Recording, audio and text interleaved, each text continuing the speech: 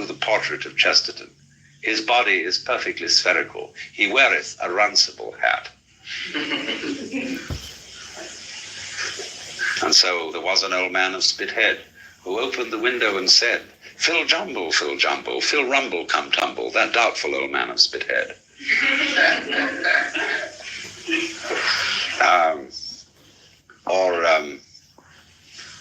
Pluff skin, pelican, G. We think no bird so happy as we. Pluff skin, pelican, Jill. We think so then, and we thought so still. You see, now, he says that in this kind of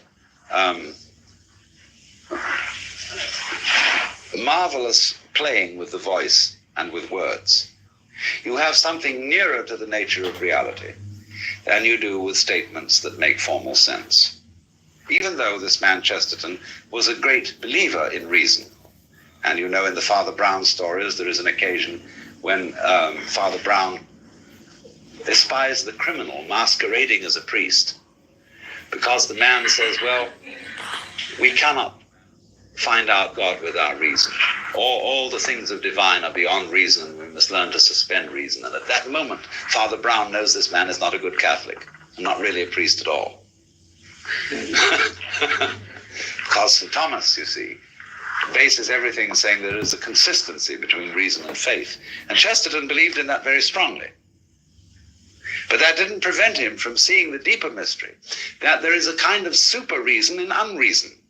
But not just pure unreason, but in something that we recognize as nonsense, in the sense that Edward Lear and Lewis Carroll wrote nonsense. Now, that's an enormously important thing to understand. What is the difference, shall we say, between inspired nonsense and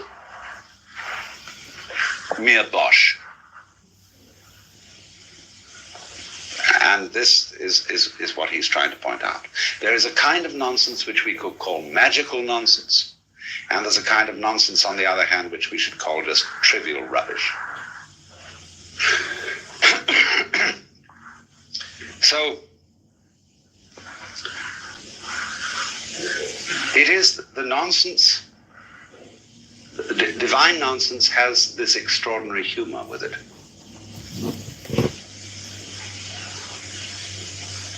Which he tries to evoke in saying that it is a great thing to look at a rhinoceros or a hippopotamus, creatures who do exist, and look as if they don't.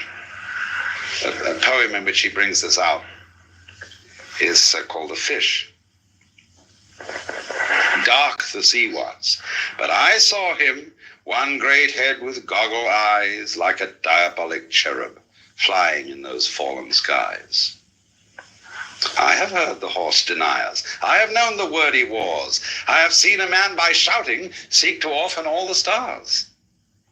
I have seen a fool, half-fashioned, borrow from the heavens a tongue, so to curse them more at leisure. And I trod him not as dung, for I saw that finny goblin hidden in the abyss untrod, and I knew there can be laughter on the secret face of God. Blow the trumpets, crown the sages, bring the age by reason fed. He that sitteth in the heavens, he shall laugh, the prophet said. So he sees in a goldfish, you know those kind of Disney goldfishes which have all sorts of tails and fins and complications with their big goggle eyes. What on earth are they doing? Have you ever thought about that? You know, what is this going on? I mean, does it have a purpose? Goldfish, you know, they eat and they absorb things in and make more goldfish. And they go on making goldfish and more goldfish, and we don't even eat them. Maybe something does that we finally eat. But fundamentally, what's the point of a goldfish? A goldfish is a solemn thing which keeps on going round, you know? And it keeps on going round and round and round and round and round. It lives beneath the water but is very seldom drowned, which is because it keeps on going round and round and round.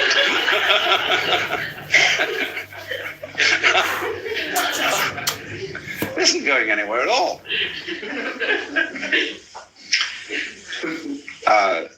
It's just going as children like to go.